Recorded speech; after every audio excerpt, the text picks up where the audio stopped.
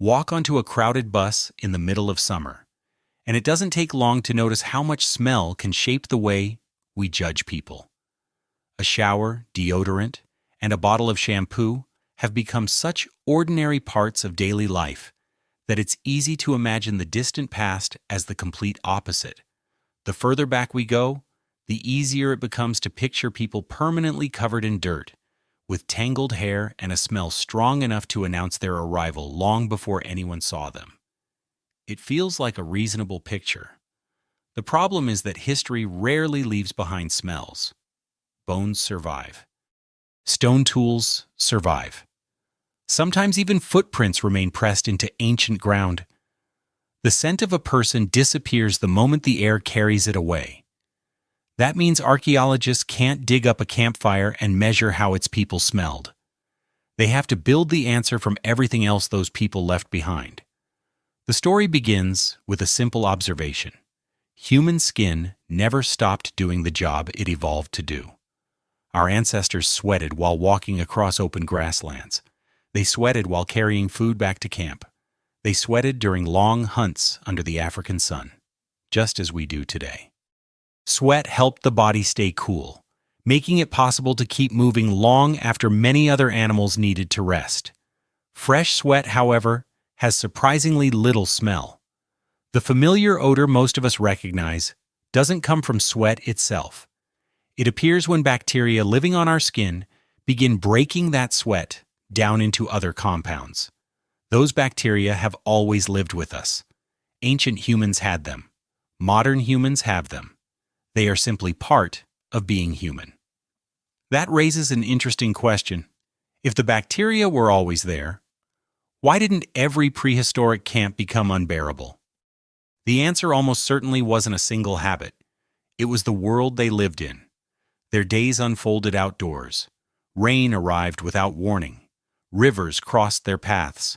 Lakes, streams, and coastlines were already woven into human life because they provided drinking water, fish, and easy routes across the landscape. Anyone spending time around those places had countless opportunities to wash away mud, dried blood, and sweat without ever thinking of it as a daily hygiene routine. Staying clean probably wasn't about smelling pleasant. It was about feeling comfortable enough to keep moving. A layer of dried mud pulls at the skin. Blood attracts insects. Sweat mixed with dust becomes uncomfortable after a long day in the sun. Washing those things away solves a problem that people can feel immediately, whether they live in a modern city or a prehistoric campsite. Even today, people don't need a bottle of body wash to know that clean skin feels better than dirty skin. That instinct is much older than soap. The harder question is, what happened when water wasn't enough? How do you clean a body when soap hasn't even been invented yet? Today, cleaning your body takes almost no thought. You turn a handle. Water begins flowing. A bar of soap sits within reach, waiting to wash away whatever the day has left behind. For most of human history, that routine didn't exist. Even so, dirt still had to come off. Anyone who has ever finished a long day outdoors knows the feeling. Sweat dries against the skin. Dust sticks to it. Smoke from a fire clings to your hair. Blood from cleaning an animal eventually hardens if it isn't washed away. None of those things become more comfortable simply because you're living 10,000 years ago. Water remained the first solution. Sometimes it came from a river running beside a campsite. Sometimes from a lake, a stream, or even heavy rain after a hot afternoon. Washing probably happened whenever the opportunity appeared, not because someone had decided it was bath time, but because the body naturally feels better after the dirt is gone. Eventually, people discovered something else. Certain materials made water work a little better. Fine sand could rub dried mud from the skin. Smooth clay absorbed oils surprisingly well before rinsing away. Wood ash, left behind after a fire burned out, contains alkaline compounds that help loosen grease. Mixed with water, it becomes surprisingly effective at removing oily residue from the hands. Nobody needed a chemistry lesson to discover that. Experience was enough.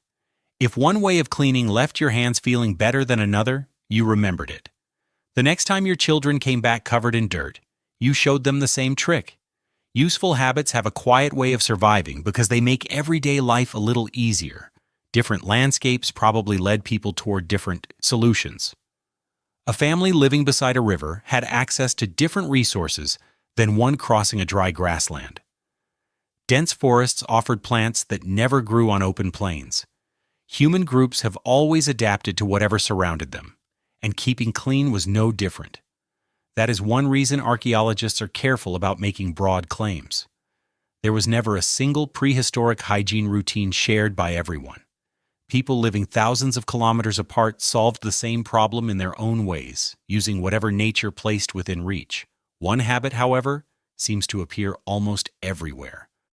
People groomed one another. Anyone who has watched monkeys carefully picking through each other's fur has already seen the idea in action. Humans do something remarkably similar. Removing dirt, checking for ticks, pulling out lice, or untangling hair becomes much easier when another pair of eyes and hands is helping. That kind of grooming does more than clean the body. It creates trust. It strengthens relationships.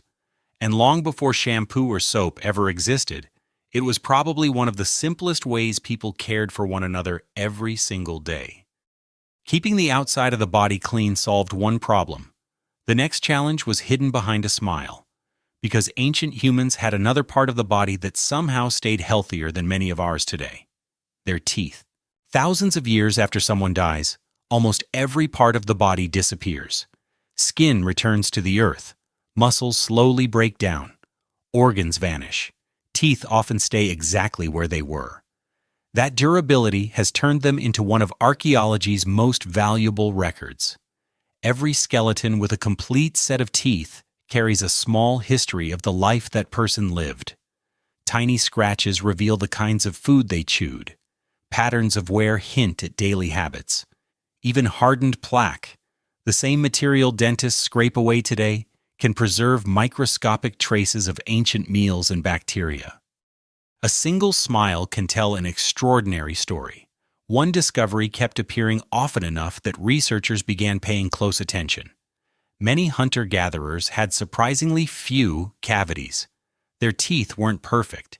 Years of chewing tough plants, dried meat, and gritty food gradually wore the surface down. Some older adults lost teeth through heavy wear alone. Even so, the deep holes caused by tooth decay often appeared less frequently than they do in many farming communities that came much later. Food helps explain why. Sugar was difficult to find in nature. A handful of wild berries might sweeten part of the day, but nobody carried home bags of candy or bottles of soft drinks. Refined sugar wouldn't become part of daily life for tens of thousands of years. The bacteria that cause cavities survived by feeding on sugars and certain carbohydrates left behind after eating. The less often those foods remained on the teeth, the fewer opportunities those bacteria had to produce the acids that slowly damaged enamel. That doesn't mean ancient mouths were free from problems. Broken teeth still happened. Infections still happened. Painful abscesses appear in the archaeological record, reminding us that toothaches are far older than dentists. A damaged tooth could become dangerous if the infection spread, especially in a world without antibiotics. People found ways to deal with those problems using whatever knowledge they had. Some communities cleaned between their teeth with small twigs or sharpened sticks. Others chewed fibrous plants that naturally rubbed against the teeth while eating. Different regions almost certainly developed different habits, and many of those traditions continued into recorded history. One thing becomes increasingly clear as archaeologists compare ancient mouths from different periods. The biggest shift didn't arrive with a new toothbrush, it arrived with a new way of eating. When farming spread across much of the world, daily meals gradually included larger amounts of grains and other starchy foods. In many places, cavities became noticeably more common than they had been among earlier hunter-gatherers. Thousands of years later, refined sugar would push that trend even further. Our teeth quietly recorded every one of those changes. Long before people wrote recipes or kept medical records, their smiles were already preserving the story of what they ate. The body, however, wasn't the only thing people had to keep clean. Every camp faced another challenge, one that nobody could simply leave lying around. A campsite can only stay comfortable for so long before small problems begin piling up. Food scraps attract animals. Standing water becomes a breeding ground for insects.